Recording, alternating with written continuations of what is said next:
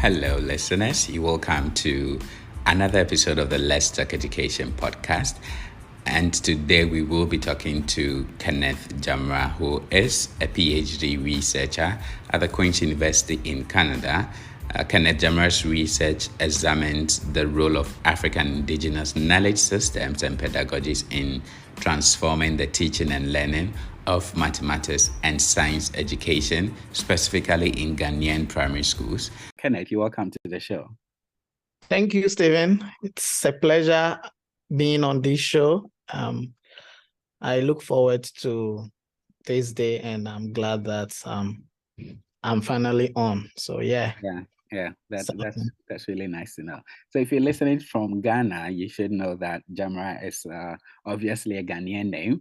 And just to give a bit of a background before we delve into the discussion, Kenneth, it's a Ghanaian young changemaker with experience spanning education in Ghana, in the UK, and also in Canada.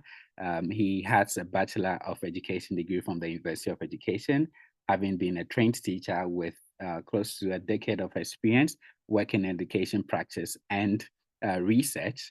And Kenneth's academic interests as a trained teacher and educational researcher revolves around the role of education policy and practice in bridging inequalities, as well as the promotion of social justice.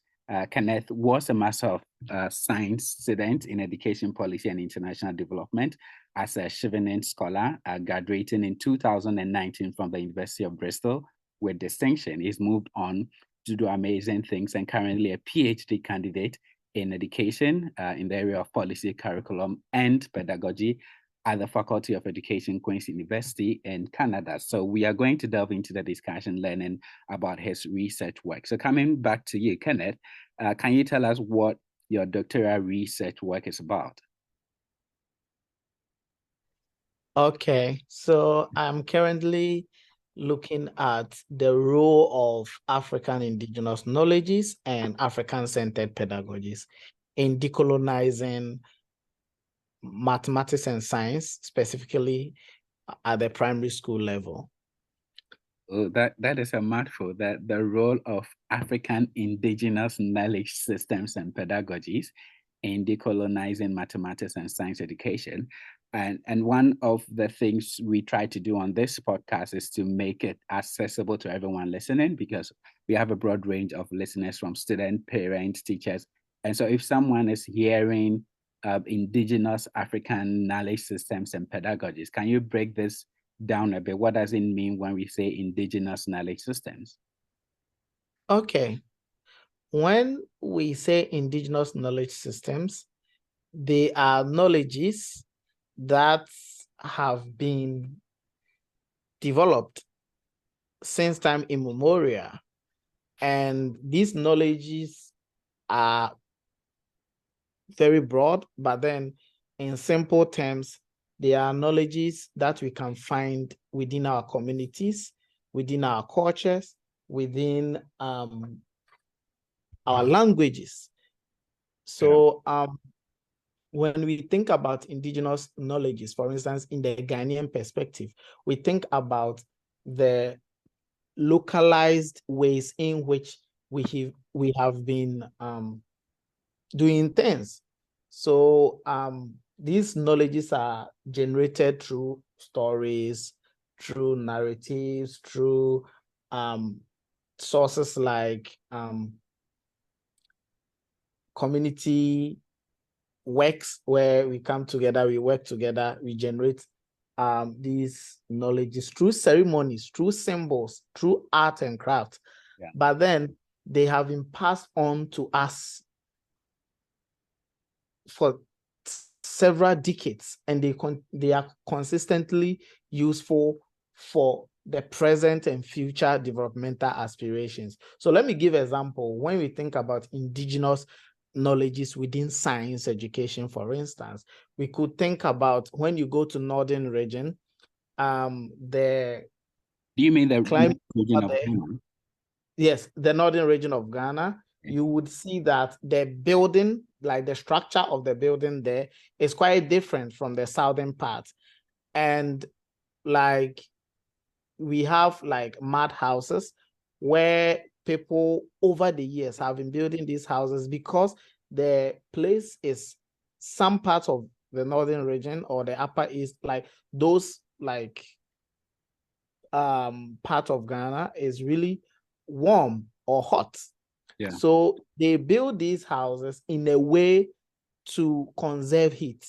Okay. So like you see around the place, like maybe when you're outside, it could be very warm, but then when you get inside the room, it could be very cold. Yeah. So the idea of heat transfer, for instance. So these are some scientific knowledges that communities have, but they are only existing in communities, and we are not asking questions. Okay, why is this thing like that? Why did you build it in this way but not that way? You know, so these are some cultural ideas that are very relevant for even science and social studies, all the other subjects. When we think about pedagogy, pedagogy is like the act of teaching and learning. So when you think about indigenous pedagogies, there are the alternative ways of transmitting knowledge.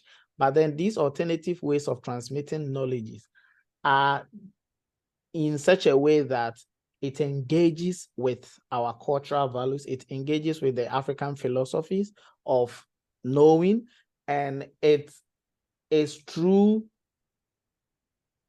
culturally responsive approach. So for instance, an indigenous pedagogy like storytelling, like in Ghana, like we gather, we share stories, we learn through stories. So when a teacher engages the act of storytelling in their teaching in a more conversational way, students are able to relate. It could even be the medium of instruction when the teacher understands the local language within that community and allows students to think through these languages and come up with concepts or content within their own language. That could also be considered indigenous pedagogies. So that is what I'm trying to think through in my work. Yeah.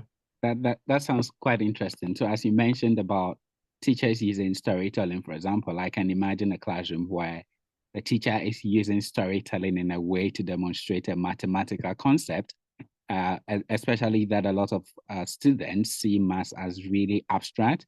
And I think that is one thing that one of my friends called Alilia, so if she is listening, always used to talk about how can we teach geometry, we teach algebraic expression, but how can you tell this in a storytelling manner, which is quite interesting to know. So before we delve into the specifics of your work, I will be interested in knowing what inspired you to take up this area of study. Okay, so I have been a teacher for almost a decade in Ghana, and I have also been a student. Yeah. When I was in school, I was very curious, and I always asked why we were learning things in certain ways. For instance, when it comes to science, most of the things that were taught, for instance, let me give you diffusion, osmosis. These are some scientific concepts that we learned. We were like, I was able to pass my science, yes, but I definitions of diffusion and osmosis. Yes. Yeah. Through like the movement of air from a semi-permeable, you know, all these things, like these contain certain key words, scientific keywords that, of course, I had to just chew them in our Ghanaian way, like memorize. Yeah. You memorize these concepts or terms, and when it comes to exams, they ask you what is diffusion. Then you just write it out. But I realized that I was not able to have any relationship with what I was learning as a student. I was lucky to be considered one of the best students at the time in my school, but application of knowledge was something that I struggled with. I could pass my exams, I could get my 100%, but I was not able to really understand those things, evaporation, distillation.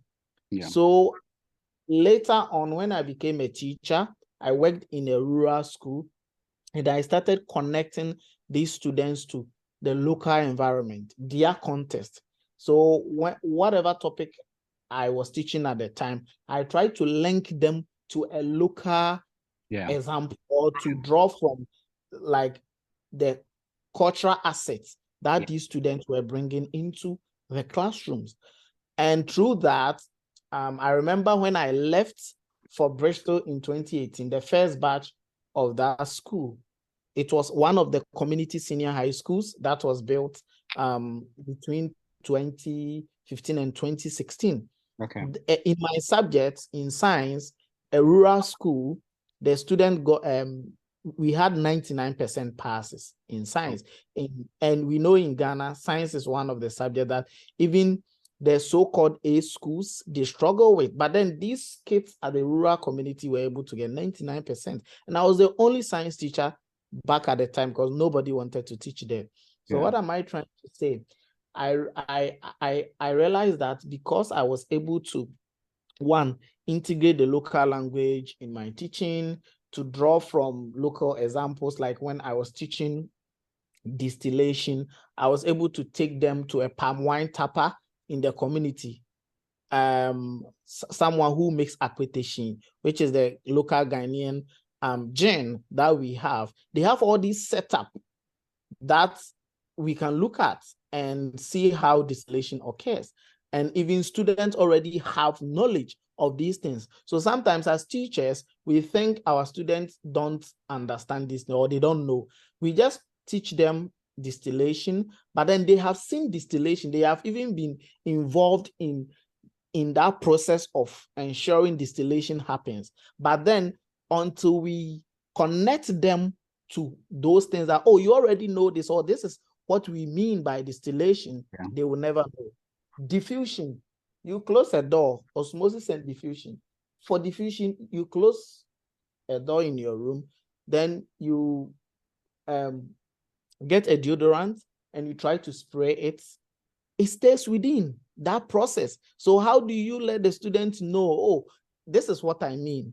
So like when that worked for me with my students, I decided to ask questions. And you know, as researchers, we start asking questions, then we become interested and we try to look into it. So when I finished my master's, I decided to look more into this because, you know, in Ghana, we a lot of students fail maths and science over the years, and there have been so many educational policies and educational reforms that have been designed to promote STEM education in Ghana dating the 1970s. But still, when it comes to maths and science, basic education certificate examination, West African senior school certificate examination, students still struggle. So I felt it could be that we are not able to help students to connect to these indigenous knowledges. And also, we are not also opening the spaces within our teaching and learning or our curriculum to draw from these community knowledges, these assets that are within our communities, these knowledge systems that are already science and math, to help our students to know that, oh, okay, so when we talk about this, it is actually that. And then we take them through. So I believe that that integration hasn't happened. So my research was inspired by that. And I am hoping that at least I could design a model in which Ghanaian teachers at the primary school level could look at and say, okay, when I'm teaching this topic, these are some of the indigenous ideas that I could bring into my teaching to help these students connect better, to make these subjects more accessible, relatable, and inclusive to diverse learners. Yeah, that is quite interesting. I find your point about bringing community knowledge into the school system quite interesting, especially that students may be able to relate to this better because it's an everyday thing or it's their lived experience.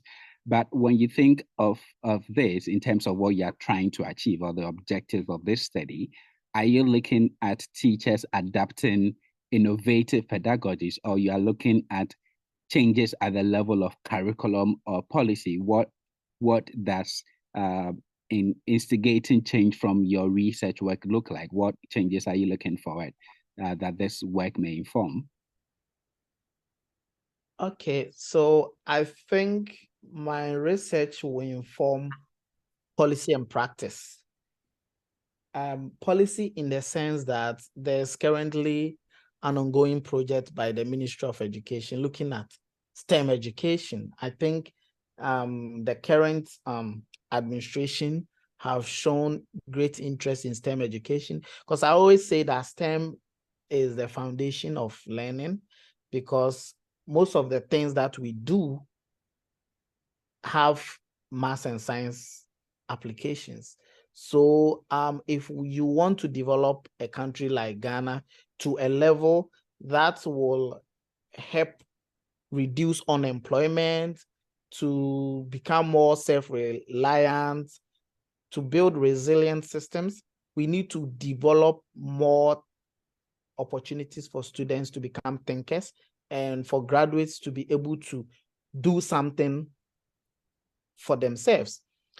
Yeah. And when we look at STEM education now, there are so many career opportunities coming from STEM. So how can we also tap into this? So in terms of policies, I have seen that I have reviewed the curriculum from the primary 1 to primary 6, and I've seen there are limited emphasis on engaging in our Ghanaian indigenous understanding and pedagogies when we think about teaching and learning of math and science. That's why we have people questioning, oh, like what is power R square going to do for me? People think mathematics is abstract, but then when we think about even Kente weaving, you could see how a teacher can use that Kente, which is very common. Almost every Ghanaian knows Kente. If that Ghanaian doesn't know Kente, they may know smoke. Okay. To teach them about patterns, to teach them about different things. So our people within the communities have been using maths for a long time. They have been applying physics and chemistry for a long time, but it is now time for all of us to be humble enough, which some theories call epistemic humility, to know that we cannot always think from the so-called Western ways of knowing, but we need to engage with our traditional or localized knowledges because they offer so much opportunities. So in terms of policies, I am thinking about a STEM education policy which draws from Ghanaian indigenous understanding of science and math, Ghanaian indigenous understanding of these mathematical concepts, knowing that they are already within our communities. But how do we tap into this resource? Because South Africa has been doing this since 1995. So they have indigenous science models, which is working for them to some extent. And there's a lot of research on that within the South African context. And I do believe that Ghana, we could also look into that. So in terms of policies, how do we develop policies for STEM that are really culturally responsive, that are relatable to students? So that is one aspect, which also links to curriculum development, because like in Ghana, every educator respects the curriculum or the syllabus as more like the Quran or the Holy Bible. So if there are not entry points for integration of our indigenous pedagogies and our indigenous knowledge systems within these subjects, it will be difficult for teachers to apply them. Because for my own research, one of the findings I'm getting is that the teachers say, oh, you know what you're talking about is really important. I do believe that our students are not able to engage properly because they cannot relate with whatever you teach them. But then when we start to draw from what they already know, they become very excited, and there are a lot of aha moments. So but then the curriculum doesn't really give us that opportunity Yeah. Do it. Yes. So that is one way. Another way that I see this kind of work happening is also about teacher professional development, because when we look at teacher training in Ghana, when I talked to some of the teachers, they said they never learned about these indigenous knowledges and pedagogies. So some of them have been just drawing from it in their teaching because they believe it worked, but then they didn't have extensive knowledge or training on that. So I am hoping that my work will also inform that. But actually, I am also co-creating a model. Like, for now, I call it a pedagogical model, but then we are still in the process of co-creation. So based on what will come up, we may have a name for it, where these teachers are drawing from different indigenous knowledges, teachers from northern parts of Ghana, teachers from Ashanti region, teachers from different ethnic groups, trying to draw from what they know, their indigenous knowledges and pedagogies in primary school mathematics and science. So like they are choosing different topics and they are like, okay, this topic, I can teach it this way. I can draw from these indigenous understanding to make them more accessible to my students. So I believe that that resource could also be a guide for other teachers who may be interested in this kind of work. Yeah, so it seems like there's a clear pathway that you are drawing, and we hope to see how that goes. But the interesting point is you did align or allude to the infiltration or the adoption, or let's say borrowing of Western ideas of education. But I feel that we are becoming a global community such that our local knowledge system, however important, may not be universally applicable. But even on the national level, there is probably a school in Accra. I mean, it may be different in some rural areas where there's not been a lot of cultural integration. But how do you see this playing out in multicultural environment?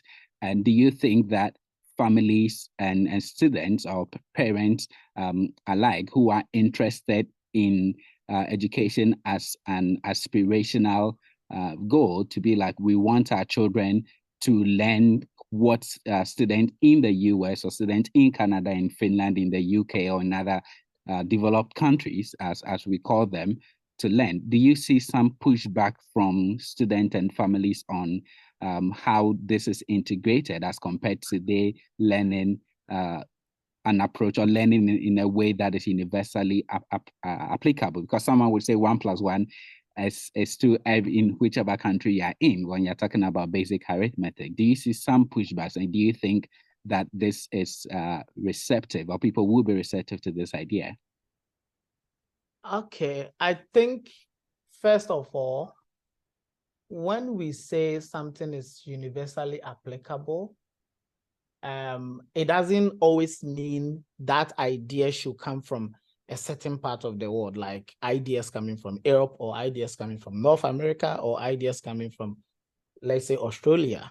No, what we are trying to say or argue or do is that you need to center the student's immediate environment, which is their culture, their language, and their assets or their capital, what they bring from home into teaching. So it is more about centering their experiences and validating them, privileging those experiences, and decentering experiences that they will not, or they are not like aware of. For instance, you open a Ghanaian textbook for science and examples are given like a snow, like there's snow, for instance, in an example that a student is supposed to maybe learn about the state of matter. How many students may know snow or may have personal experience with snow? They may watch movies, yes, but they may not have a personal experience with snow better than a student in Canada who baths in snow. When you use an example that is culturally responsive or relevant to that child, it serves as an entry point to them learning about other things. So the whole idea is not to replace the so-called Western knowledges with the indigenous approaches. No, the idea is that for the child to have a better experience with what you teach in maths and science, center their culture, center their environment, their context, and then use that as an entry point to help them go. We could argue for China. We could argue for many countries, even in Norway. I was in Norway and I was understudying their education. And I realized that everything is centered around the Norwegian system, the Norwegian ways of knowing, even including their language. But then Norway, they are also building bridges.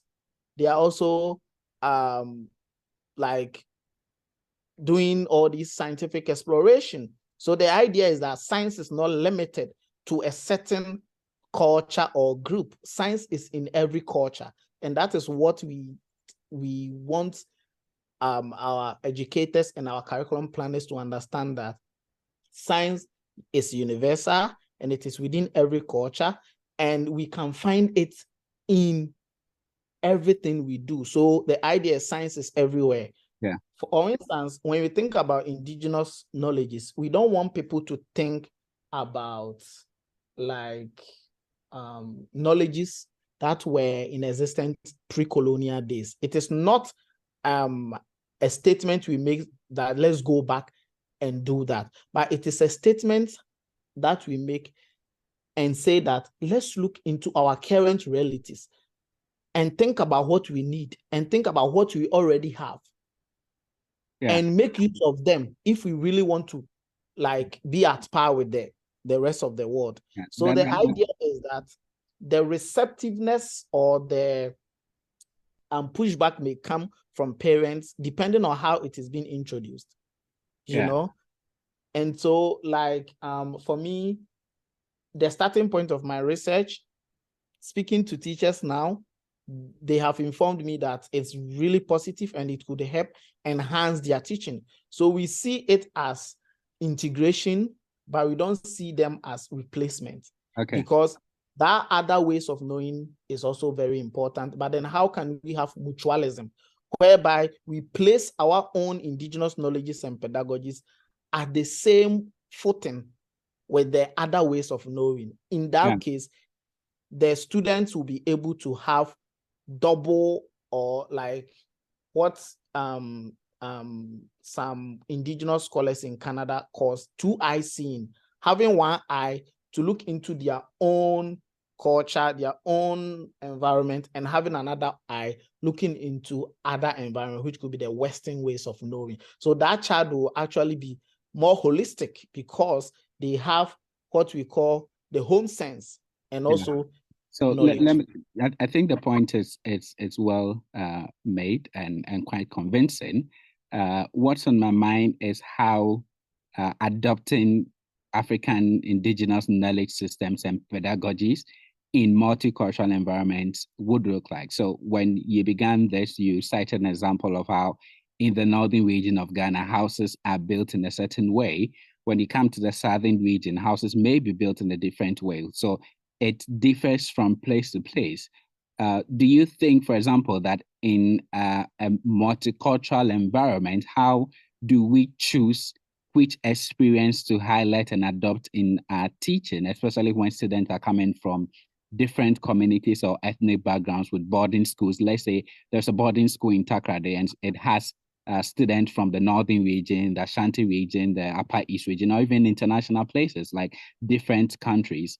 How do you, looking at the different background of students, bring such pedagogies in a way that draws on the diverse experiences of the cohort or the class? Okay, I think currently, what kind of system do we use? That's the first question I would ask before I answer this question. Currently, we have a very monolithic system, or like a system that is not heterogeneous. which to some extent we say all students are the same. So like our system doesn't recognize difference. So like all students in Ghana are using the same curriculum, and we are teaching them using theories like that are very Western inclined. But then we say these systems are, or these theories are universal. They are not universal, but it has been accepted. And I also hear people making arguments about even language. They say, okay, like you say, we need to integrate local languages also in our teaching. But then how can you do this knowing that we are multilingual? Yeah, that is a challenge, but that doesn't mean it's not doable, because if we've all been able to accept English language, we can also accept other languages. So the idea is not, like I said, replacement. The idea is about enhancing. So when you have students within a multicultural context, they are Ghanaians first. So in some extent, they have certain experiences, similar ones. So you draw from those experiences. Yeah.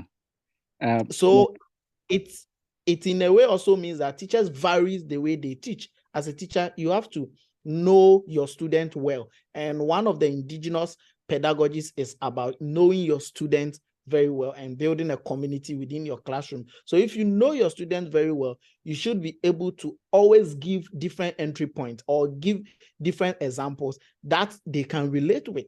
But then we have a textbook that say, give this specific example, but that is accepted. But then when you say, okay, let's give examples from, okay, so those students from the northern part of Ghana, we are teaching heat transfer. In the northern part of Ghana, you have buildings in a certain way, not all of them, but then there are some buildings in this way. But then during the Harmattan, it is very warm or hot there. But then when you enter the room, it is sometimes cold. Why is it like that? You could use that example to teach them heat transfer. Sometimes too, we could all find the common examples. Even though we are Ghanaians and we are different, there are similarities. So drawing from that, so it requires educators to make sure that they keep updating the way they teach and bring in examples, not just examples, but then bring in knowledges and ideas that are more accessible to students. Yeah. So I think, yeah, thank you very much for, I think it's really insightful, the fact that you highlight that even if students are from different environments, there are still things to have common grounds on, and obviously better, for example, for students in the southern part of Ghana to learn about an approach in the northern region than to learn from an approach that is way further away from them in other countries. We'll be wrapping up with two more questions on this. The first thing I'd want to find out is, throughout the process of the research, what has been your most interesting finding or learning? What has been the most interesting thing you came across in your work? I think one thing has been the impact of language of instruction on students' learning. Like, even though different researchers have talked about the need to prioritize local languages in teaching, especially mathematics and science, but there has been other critiques that they don't have to. But then in working with these teachers and talking to them, I found that teachers, whenever they use local language to teach mathematical concepts, I mean the local language that the students in that locality understand, to explain mathematical concepts, the students engage in the lessons and the activities, and they are able to do well in the assessments. Yeah. So they are excited. What you're saying is there's likely to be more engagement, and that's better learning outcomes when students are being engaged in a language that they can understand or that is native to them. Exactly. Yes. Yeah. And also when teachers utilizes these indigenous knowledges, in teaching maths and science, there are different aha moments for students, and like learning, like they are able to learn better and they get more excited about what they learn, and that kind of learning stays with them. Yeah. Yeah. So yeah, so that is one, like two, I mean, key findings I have. Yeah, I could have more, but then for now too, I don't also want to share all my findings. Yeah, so I just you'd want to leave some to the new discoveries or exciting findings when it's finally out or published. So yeah, so I have one more question before I let you go. Yeah, so that before we let you go, I would want to find out the last question, and it's with regards to the practicality of implementing or adopting these indigenous African knowledge systems or pedagogies in decolonizing maths and science education, like you've mentioned, given that a lot of funding for innovations in education are externally sourced, what is the possibility that these local knowledge systems become mainstream and will be adopted if it is not a priority area for funders, given that a lot of the times funders may determine or dictate the priority areas that are funded? How do you see the practicalities of this being implemented? Okay, I think most of the time, when we talk about, like you said, when we talk about innovations in education, specifically for countries in the global south, the issue of funding comes up. I believe that we have to start thinking about funding our education and even spending more if we want to maximize the potential of young people. We don't always have to wait for the World Bank, UNESCO, UNICEF, and these organizations to fund us. For me, being independent and self-reliant also means investing in your own educational systems or in your own systems. So I believe that this kind of idea is not new. When you go to Australia and New Zealand, Indigenous education is one of their key priorities. And there are a lot of publications on how integrating or indigenizing education is beneficial, not to only African students or to Black students, but to all students, because they bring multiple ways of knowing. We have always been learning from a very universal way, but then there are multiple ways of knowing and multiple ways of learning. And when we center the experiences of students, their knowledge systems, their realities and all that in what they learn, they are able to benefit from that learning, and they are also able to make use of that. So it depends on how we promote this kind of education. Funders always want innovation, and one of the most innovative ways of teaching science is to draw from traditional educational knowledge systems and non-traditional educational knowledge systems to provide a more holistic approach to whatever you are teaching the student. In that case, that student is not limited with different knowledges or different approaches, and even do it better. Yeah.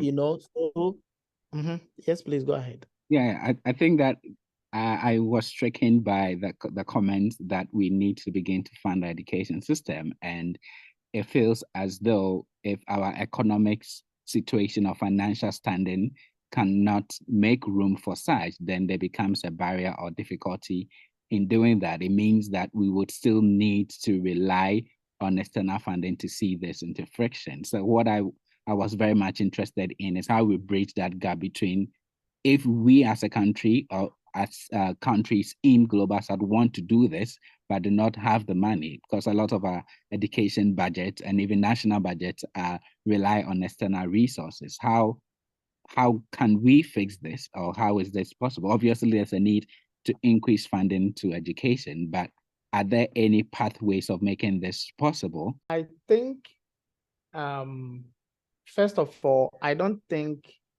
indigenizing your curriculum or indigenizing your pedagogies or making your teaching more representational requires so much money. I do believe it's more about whether we are willing to do it. I feel we have different ways of doing this, not necessarily funding, but also the local resources that we have, like the expertise that we have within our country, who can make this happen. The reason why I'm saying this is that we had the Ghana Association of Science Teachers, GAST. Yeah. I do believe when you were in school, maybe you came across GAST. Yeah. That GAST textbook depicted this indigenization, even though it may not have achieved everything. It showed how we can draw from our own knowledge systems to learn scientific concepts and do better at it. So I believe that we are in a country that sometimes we don't prioritize what we have, the resources, the assets and capital we have. So we end up going outside. I am not against external funding, but I do believe that this external funding always comes with conditionalities. And one of these is to kind of project a way of knowledge, or like how educational systems should be organized for Global South countries. And for us to be really independent and carve a path for ourselves, we need to be very strategic also about where we put our funding in. Because in Ghana, for instance, we fund different things that are sometimes not even relevant. So I do believe that, yes, external funding could come or would come, and we could get it, because like even the sea needs more rain for it to be full. I believe that every funder who is really interested in making education systems work and supporting students will be willing to support this kind of initiative. We have USAID, for instance. So, over the years, they've been supporting language of instruction in Ghanaian primary schools by using the local languages. They have seen that when the teachers use the local languages in teaching at the basic school level, students are able to do better when they progress. So they've been funding that. So I do believe that it's about how we talk about it and how we develop that kind of proposal. For instance, UNESCO is currently doing work around the futures of education, educational futures, and they have also acknowledged the role of indigenous knowledges in developing students' learning, or in improving students' learning and competencies. In Canada, which is a Western country, they are doing more indigenous integrations and even drawing from Afrocentric ways of learning. And I'm currently working on a project that we are integrating Afrocentric pedagogies in educational systems in Ontario. So if these countries are doing it now, they have seen that African-centered ways of learning are beneficial, especially given the diverse communities that they have. What stops us from doing this kind of work? They are drawing from Ubuntu. They are drawing from different African philosophical principles like Sankofa to do this kind of work in Ontario. It's really interesting, the point you're making about the fact that even some other countries that are not African are drawing on African knowledge systems to advance their education systems. And I think it's really reassuring as well that you've cited the USAID and UNESCO and other international funders are interested in this kind of approach in drawing from community knowledge systems, and which is exciting to hear. I believe that you would have more interesting findings to share, and I will be following the journey to see how this pans out. And we may need to be wrapping up because of time, but I would be interested in finding or learning more about your research work when it's ready. But I'll give you the chance to share any last words or concluding comment on this approach. I think you're the first person I'm hearing talking about this or drumming it down in the Ghanaian perspective. And obviously, there's been a lot of previous work in this. K.A. Buzia, who was a former prime minister in Ghana, has written on education in Africa, and President Julius Nyerere from Tanzania has spoken about education for self-reliance, Ujamaa and other things. So it's really interesting that this is becoming an issue that is gaining traction. So I'll hand it over to you to share your concluding remarks on this area and whatever reflections you'd want to leave with us. Okay, thank you very much, Stephen. I think that this kind of work may not look attractive to many people because of the connotations that over the years theorists from other parts of the world have given to such knowledge systems. And when we think about indigenous knowledge, some people may think about it as something that is archaic, something that is anti-development, and they look at, oh, they are fetish and all that.